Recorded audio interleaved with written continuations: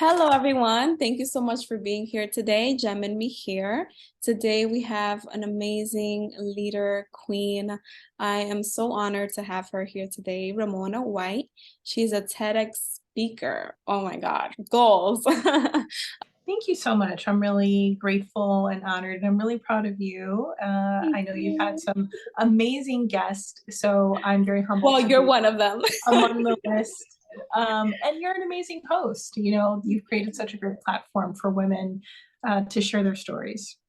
Thank you so much. And today we're going to be talking about purpose. And one of your accomplishments that I actually reached out to you.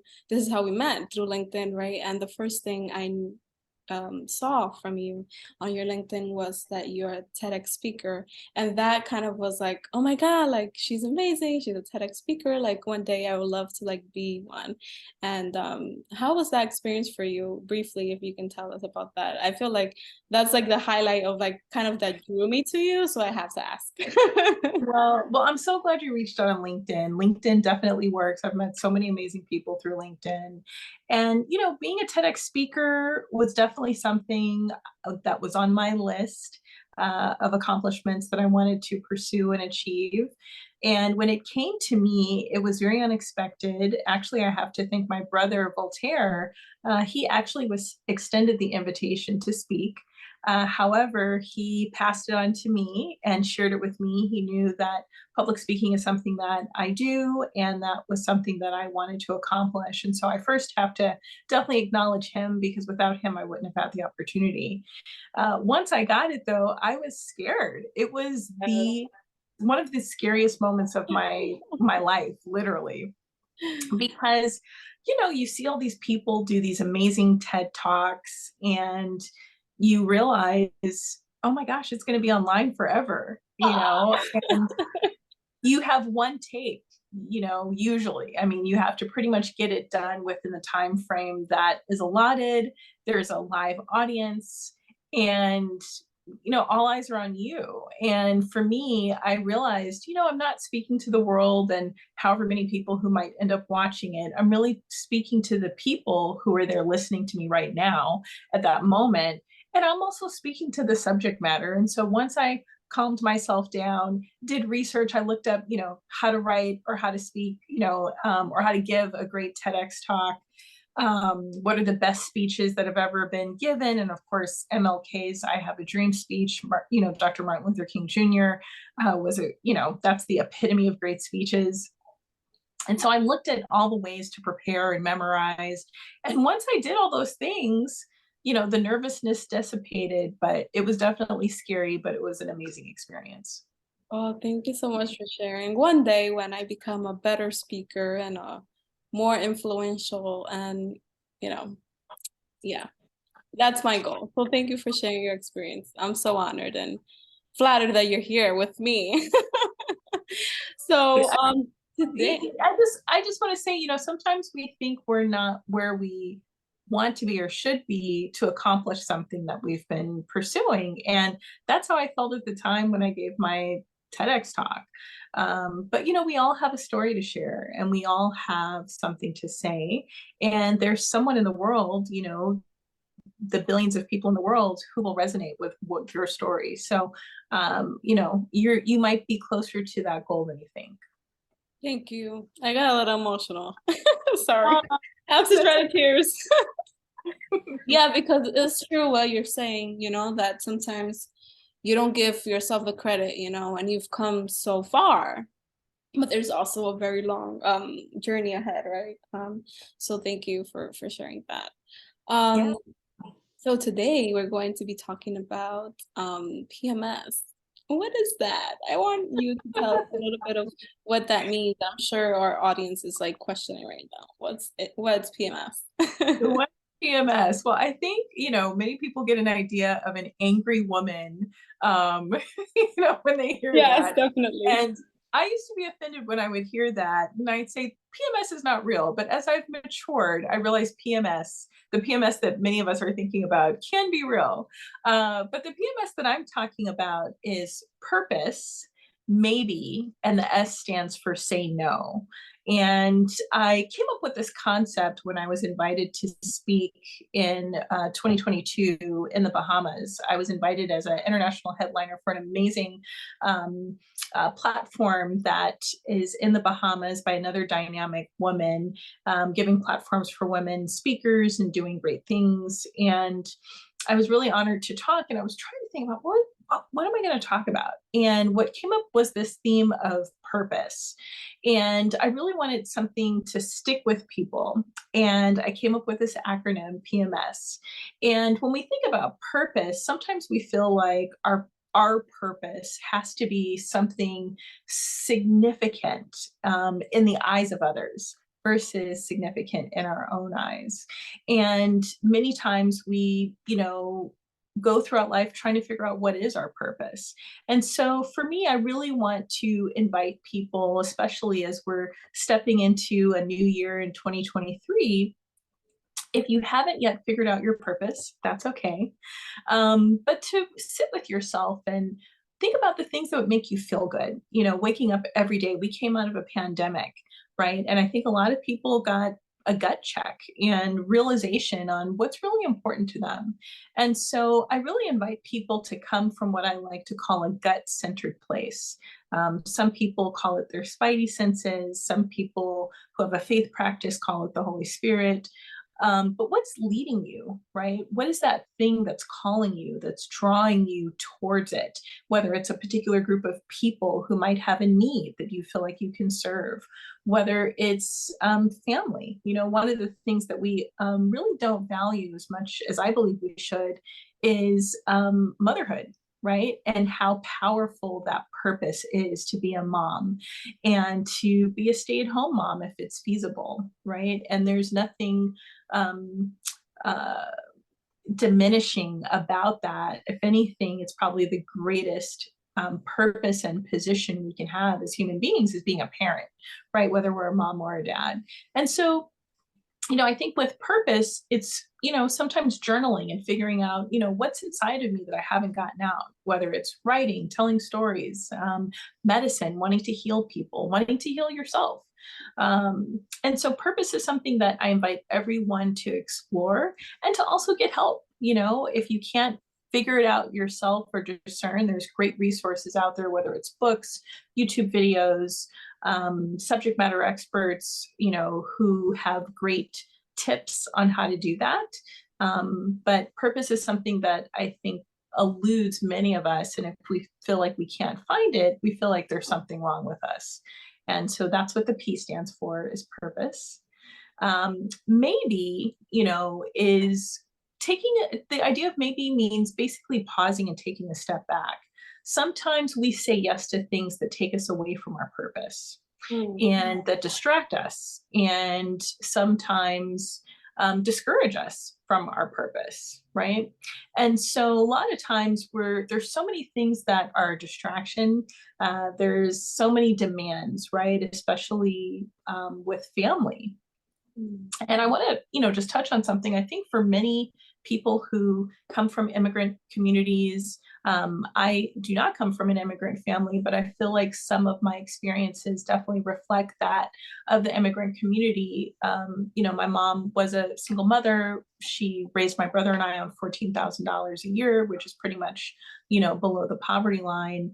And many immigrants who come to the United States really struggle from a financial standpoint, and the children have to step up and help. And so my story was no different. My mom definitely leaned on me, and I wanted to help. I saw her making so many sacrifices and struggles, for my brother and I. And I think sometimes we take on a superwoman syndrome when we see our parents, or we are the first in our family to go to college, or we're the first in our family to get a good paying job. Many people lean on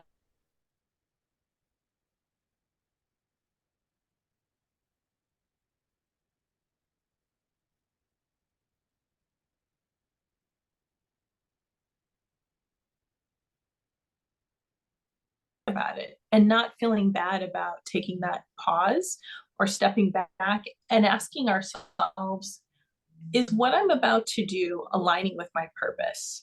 Is what I'm about to do really going to be helpful or hurtful to me or the people or persons that I'm trying to help? Or is it really going to enhance my cause, whatever it is I'm pursuing? And so that's really what maybe means. And it's something that sometimes we don't feel like we can do. How can I say maybe? Let me think about it. And it's probably one of the best pieces of advice that I've gotten was, say maybe, let me think about it. It also shows people that they're valuable and that, before I immediately say yes, let me think about it. Let me make sure that I'm able to really fully commit to you because you're so valuable to me or important to me. If it's hard for us to say no, which is the next thing that I'll talk about. Mhm. Yeah, that I like that maybe and that pause because as superwoman, as you mentioned before, that we take on a lot of roles, and we're also people pleasers, right? We can never say no, and we Mhm. try to please everybody else, and to really look inside and be like, is this really like what I want to do? Do I feel good doing this? Or is it aligned, right, with the purpose that I'm trying to fulfill? So thank you. That's a really good concept. Yeah, I think this idea of saying no, which is the last letter of the acronym, is something that's very foreign, right? I mean, as women, it's a word saying no. The word no is not something we often feel confident using. Historically, women have always had to quote unquote say yes because we had very limited rights. And even once we did achieve certain rights, there just were familial expectations, cultural expectations, gender expectations that you're going to smile and you're going to say yes, and you're going to be accommodating. And there's nothing wrong with recognizing, hey, number one, I'm in control of my life. Number two, I get to say yes and no to what is best for me. And many times we are not taught that it's okay to say no and set healthy boundaries, especially with family Mhm. um, and friends, right? I think as younger people, we can definitely feel peer pressured to say yes to things that maybe we aren't really comfortable with. Because we don't want to hurt people's feelings, we don't want to let people down, we don't want to look like we're not cool. We want to be accepted. With family, we can be guilted Yeah. into saying yes. And I really, my goal is to invite people to build up the no muscle. It's like you're lifting weights and you get stronger. Build up that no muscle and practice saying it and see what happens. People usually get over it, even if they don't like it. And once you start saying no, it starts to feel really good. And you realize the world doesn't collapse. Most of your relationships are still maintained. People begin to respect you more as well. And because you are setting those boundaries, not for them not to cross, but for you to stay within, right? I think there's this idea that boundaries, I'm putting a line in the sand and don't cross this. People are always going to try to push your buttons and Mhm. Yeah. cross those boundaries. You're the one that has to stay within them, right? And so it's a muscle that we have to practice. That's amazing. Thank you so much for sharing that. And I now I'm going to use it for myself. PMS. Purpose, maybe say no. I'm going to think about it every time I make a decision. So thank you for sharing that. I wanted to ask you some other questions now that we kind of summarized, purpose and how we kind of aligned with it and when to say no, maybe, or yes, this is perfect for like what I'm trying to live by. What drives you? Like, what is your purpose? What my purpose is helping people, empowering people to make more informed life choices. I always say at the end of the line for me, which God willing will hopefully be after I'm 100 years old, because I'm looking forward to celebrating my centennial birthday, my 100th birthday. But, on the tombstone of Ramona Wright, it just needs to say she helped somebody, right? That's what fuels me. That's what drives me. How can I help people? And, that makes me feel good. And I feel like that's, ultimately, hopefully why we're all here. Thank you. What would you say to your younger self? So many things. I would say, I brought it up earlier, but trust your gut. It will never steer you wrong. And I like to call our gut, or our sixth sense, or again, your spidey senses, if you're a Marvel fan. It's like a lighthouse. It guides you. And so many times we're not taught to trust those gut instincts. We're not taught to listen to that still small voice that sometimes is there to protect us, encourage us, inspire us, and push us in ways that maybe we don't believe that we can do something, or divert us from danger, right? A lot of times we'll meet people, or we'll go into a situation and we'll feel something funny, but we don't listen to it. I think it goes back to, again, something that we're not taught, again, as women, is if something doesn't feel right, trust that gut, and say no thank you, or push back. And so I think that that's something, as a younger person, I wish I had known, and I wish I had practiced more. And so, yeah, that's the piece of advice I would have given myself, is listen to your gut. Thank you. Very useful. I feel like still as adults, sometimes you just kind of slip and you're like, damn, I should have listened to my gut. Yeah, But yeah, you it's know, a practice. It's like a muscle, like you said. it is. And I think it's called a sixth sense for a reason. I mean, we have, if we're blessed with sight, right? For those of us who are not vision impaired, you've got two eyes for a reason. If you can hear, it's there for a reason. If you can smell, it's there for a reason, right? There's some things that you can't see or hear, but you can smell, like smoke, right? Maybe you can't hear or see a fire, but if you smell smoke, it's like, oh, there's a fire someplace. Taste, right? Sometimes you can't see things, smell things, or hear things, but you can taste them. Something just doesn't taste right, right? That chicken might look good and it might smell good, but you bite into it and you're like, oh, that don't taste right. And so I feel like the gut and that sixth sense, or being led by the Holy Spirit, for those people who maybe have a faith practice, it's there to protect you or guide you beyond things that you can't see, that you can't hear, that you can't taste, and you can't touch, and you can't feel physically, right? But Yes, you can feel it on the inside. yes. You feel like that. Wait, think about it. Don't do it. Yes. Exactly. Okay, so I usually go into deeper like childhood, experiences and a lot because I feel like it shapes the way that we are and how we project ourselves in the world. So I wanted to ask you, like, what are two lessons that you can share that you have learned from your parents, either your mom or your dad? Wow. Well, as I mentioned, I grew up as a single, I grew up as a child of a single parent. My parents were never married. I didn't meet my dad until I was 19. Wow. And so I'll start with a lesson I learned from him. The gift that he gave me when I first met him was sheet music. God bless the child that's got his own. And it's one of those things where that's the name of the song. And it was one of those things where I think, for me, when I first got it as a gift, I was like, wow, this is some gift after not seeing your kid for 19 years. Um, and Billie Holiday, I believe, is the singer.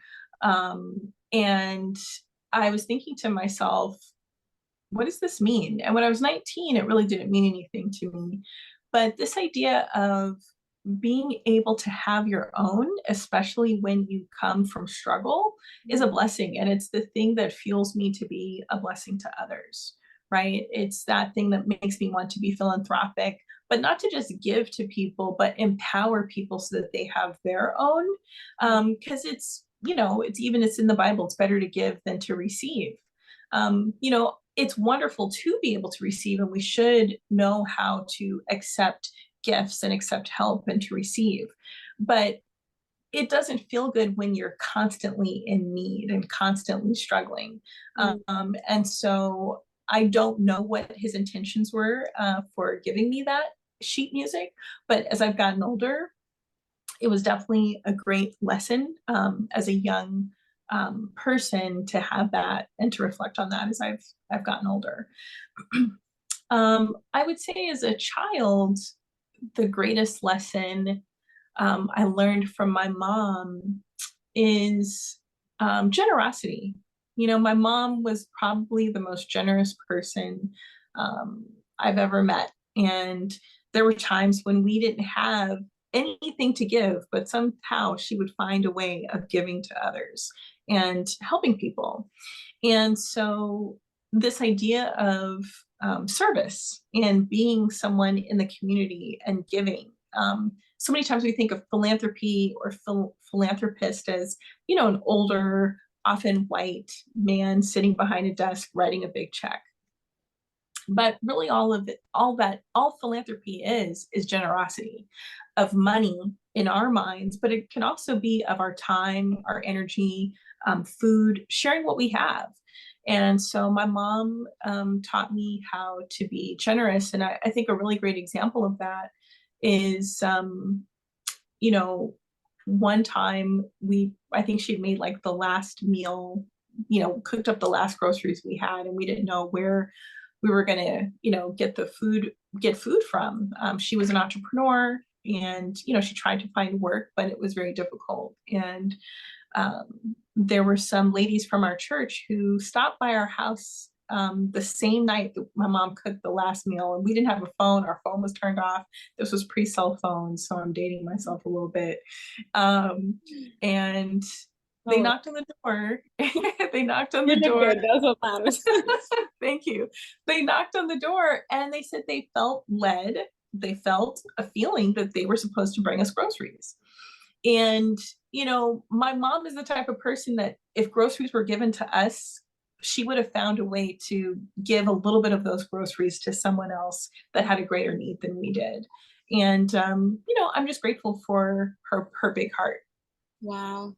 Oh, that's so sentimental, and I see, like, as you describe her, I see a lot of her in you. And I'm Thank happy you. that you guys, obviously struggled, but that gave you like that communion and that love and unity with your brother and your mom. So I feel Yeah. like as you went through that, you also were very close to her. And sometimes, people have everything. They're rich, but they have no Mhm. type of connection with their parents. And they could care less, right, about anything. But I feel like your upbringing was very lovable, and you guys had a strong bond. So I feel like that's amazing. And it shows the person that you are. And that's why I asked it, because I feel like our upbringings really shape the way that we project ourselves in relationships, right, in the world, how Mhm. generous we are, how we communicate, and I've been seeing that, right, in the work that I do now, but also in myself as I've been on my healing journey. So it's Mhm. something that I'm very intrigued by. So thank you for sharing your story. um Thank you. so I know you said a little bit of the lessons, right, that you learned from your parents, but you are someone who I would say has a very high level of success. You have your companies, you have your purpose, you're exercising that. And what values or beliefs do you think that are ones that you live by that have helped you get to where you are right now? Yeah, I would say a strong faith practice, you know, a belief in a higher power and in God, and recognizing, um, you know, just, you know, also kind of, I know it sounds cliche, but what would Jesus do? You know, thinking about this idea of if you take Jesus out of being a religious figure, he was a guy who was born to technically a single mom, you know. Mary was not married at the time, and he had a stepdaddy. And he had a baby daddy named God, you know, and he was a carpenter, and he didn't come from a rich family. and probably would have been seen coming from the quote unquote wrong side of the tracks, but, was always trying to help others. And so, for me, that idea of, not only a faith practice, a belief in a higher power, but really thinking about, what is the right thing to do in every situation, and really trying to put other people before yourself, I think is something that has made me very successful. It's a prayer that I've prayed since I was probably 17. God bless me to bless somebody else. And so I would say that those are some of the beliefs and values. And then this idea of believing that we can overcome. And, being an internal optimist. My mom used to call me her happy apple. And it was this old school toy. Y'all have to look it up. Just type in happy apple from like the 1970s or 80s. But it was this big apple head that had like a little yellow string, and you pull it along and it had this big smile on it. And I feel like somehow, some way, no matter what, one, my mom just always believed that there was going to be a better tomorrow. And I think that came from my mother's mother, my grandmother, who was an entrepreneur. So I'm a third generation entrepreneur. And if you're an entrepreneur, you're a hustler. You always are striving for something better. And in order to be a successful entrepreneur, you got to believe in something better. Otherwise, you wouldn't do what you do. Yes. So belief was one of them, right? Believing in something greater, overcoming and being a hustler, right? Which you are. Like I see you and I'm like, how does she do it? Like I don't know how she does it, but it's in you, right? Because oh my God, 3 generations. That's amazing. Yeah. But I Congratulations. think it's also having a good team. I don't do it by myself. I don't do it alone. I've been blessed to have great business partners in the past with some of my business ventures, and currently have a wonderful, wonderful business partner. I've got great people on my team. I don't like to say people work for me. We work together towards, whatever the objective is. And so I've got great people who are on my team, and that makes me feel really good, and it helps me accomplish the things that I'm doing. So I'm not doing it alone. Yes. Thank you for sharing that. Yeah, I feel like that, like you said, believing that something it's possible. Like if you feel like you can't do something, that's it. Like you're right, you can't. You're done. Yeah. Yeah. And that goes hand in hand with your purpose too. Believing, and kind of attracting that and forming it. So how would you say, I know that a little bit of, you know, what your dad gifted you, like in summary, and like the way your mom was, I feel like that kind of made a picture of like what you're doing now, or like what your purpose is. If correct me if I'm wrong, but how did you kind of put the pieces together and was like, yeah, like this is my purpose? It's a good question. I think I'm still putting the pieces together. I think sometimes we have this idea that at some point we're going to make it, right? I'm going to make it, whatever that making it means. For me, I think it's important to have a measuring stick of what success looks like for you, right? And it can't be something externally that you see other people have. Because oftentimes when you achieve that thing that other people have, it may not feel satisfying. And so for me, I knew that I made it, or I was successful, when I could go to the movies like I could go to a matinee during the week, because that meant that I was in control of my time. That was success for me. Success wasn't having $1 million in the bank, tons of people working for me, or, traveling to Milan or wherever. Like that might be someone else's measure of success. But for me, I knew that I would be successful when I could go to the movies on a Monday. And it happened. I'll never forget when it happened. A friend of mine had the day off. She's a mentor to me. And she called me on a Sunday afternoon and said, hey, do you want to go see Fast and Furious 6? I don't remember which number it was, but one of the Fast and Furious movies. And I had never seen any of the Fast and Furious movies. And she had saw that I had posted that on social media. So she said, hey, I'm going to see Fast and Furious tomorrow. Well, it was a Monday and she was going to a matinee, but she had the day off, right? And I was thinking to myself, I can't take the day off and or the afternoon and go to a movie. But then I said, wait a minute, I can. I've reached a point in my career where I'm in charge. I have a team.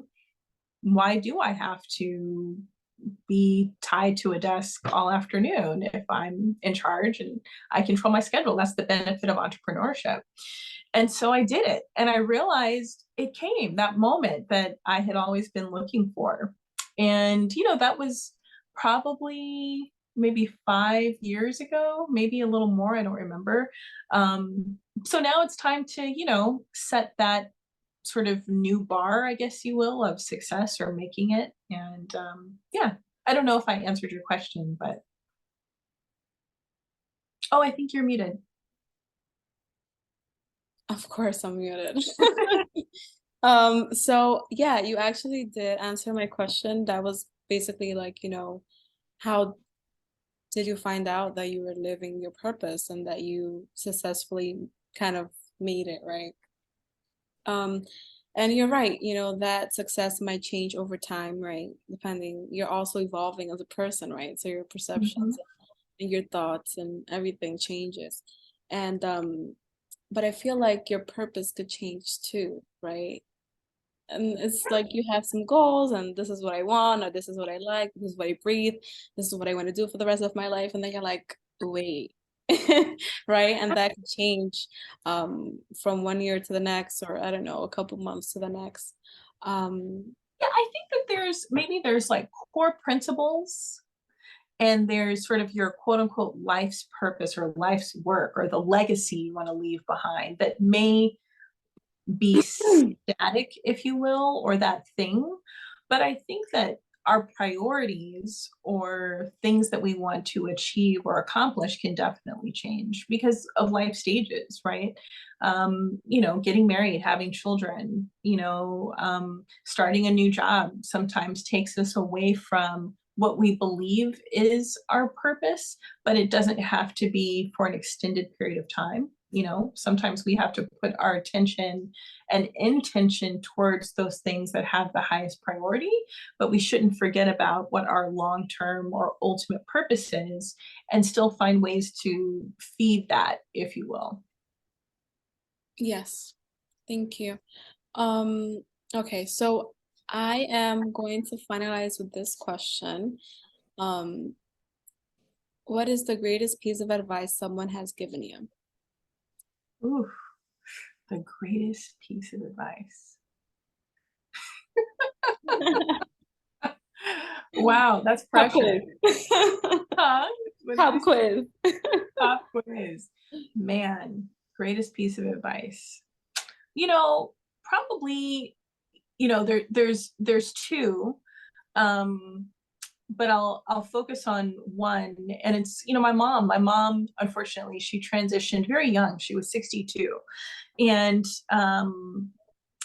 before she passed, I'll never forget, she sort of pointed her finger at me Mm, and she said, take care of yourself.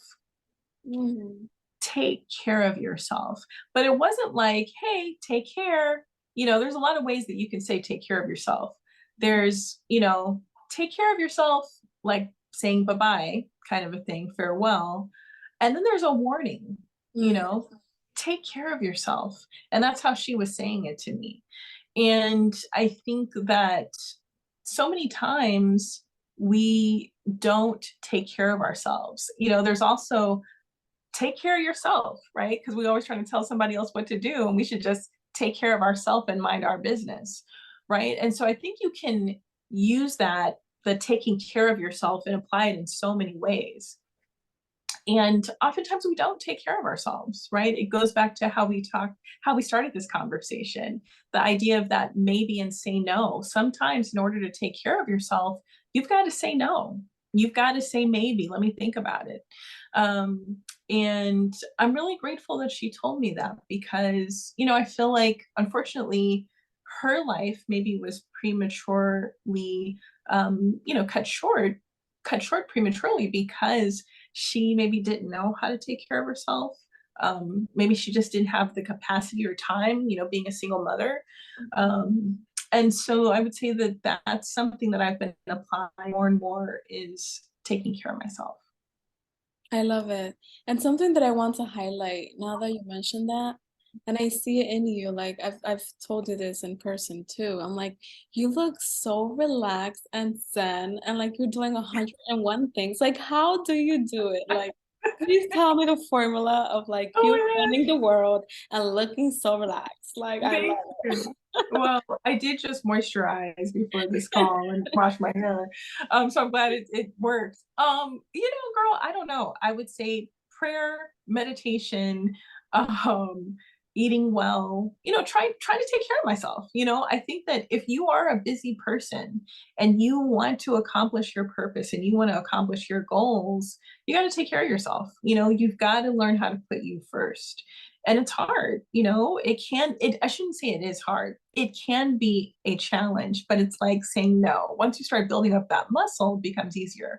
And also, once you realize, and maybe this is living, I don't like to say aging or getting older. I think if you just keep living, you start to realize that no matter how bad things get, God willing, there's always light at the end of the tunnel, right? And so, if you just keep moving forward, if you keep doing what my mom would say, she'd always say, see beyond your circumstances by staying focused on your goals. And so it's easy to look around and feel like, oh my gosh, my circumstances are so horrible. And then we stop focusing on our goals. But if we focus on our goals, we can kind of push through those challenging circumstances. And I think that's what keeps me maybe zen, is I'm not worried about what's going on. I'm really focused on where I'm going. And where I'm going is a place of zen and peace and hopefully enjoyment and abundance and opportunity. I love it. Thank you so much for sharing that. I will try to apply it. I feel like I've evolved a lot. I feel like I was more intense and more fearful before, but like you mentioned, I feel like walking into a faith path and like seeking more, God and Jesus and higher power really gives you this sense of faith and everything's going to be fine and that everything happens for a purpose, right? And it's part of the journey, right? Like live it, you're going to learn something from it. It's for a reason, right? So I feel like you receive everything with more grace because you know that it's there for a reason. So yeah, Yeah, yeah. I'm practicing. And realizing that we're not alone. I think asking for help is something that, again, we're not often taught to do, especially in this environment of women's empowerment. We can do everything, and it's like, just because you can doesn't mean you have to or should. And one of the ways that I started practicing asking for help was asking people to help me do things that I technically really didn't need help doing. So I'll give you two examples. One, I wanted to practice being more vulnerable and asking for help. And so I would oftentimes, if I saw a stronger gentleman, if I'm traveling, I travel a lot, I would ask, hey, excuse me, sir, would you mind helping me with my bag? Even though I could do it, but why should I have to? If there's a stronger person who can do it for me, doesn't mean I'm weak, but it's like, hey, they might be willing to help, right? Let me ask. Yeah. And no one has ever said no. So, and then I think the other thing is, when I gave up my car, I traveled a lot and I found that I really wasn't using my car. And even though I lived in LA, this was starting the height of Lyft and Uber and rideshare services were emerging. And so before I gave away my car, I would just ask friends, hey, can you pick me up? Can you give me a ride? And to put myself in a vulnerable space for asking for help, even if I technically didn't need it. And so I think that's the other maybe reason why I look a little bit more relaxed, is I'm not taking on everything by myself. I'm asking for help, and I'm not doing as much as I used to, right? It's like I'm telling myself, okay, I'm going to really try to be in the present moment and do one thing at a time if it's feasible, or focus my attention on this today and then that tomorrow and then that next week. So I think asking for help, making ourselves vulnerable, and then also trying to be in the present moment. I'm taking notes. I love it. And be present. Oh my God, yes. I love it. Alrighty. Well, that concludes my questions. Do you have any questions for me or any final statements you want to share with our audience?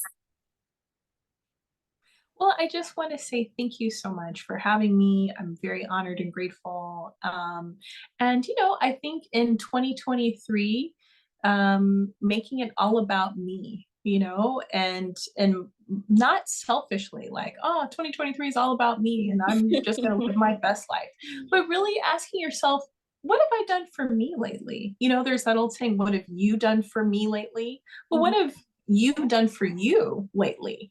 And so I think it's, something I'm asking myself, and those things that we've put on the back burner that are important to us, it's dusting them off and saying, this is going to be a year of me. 2023 is all about me and really making sure that I'm taking care of me.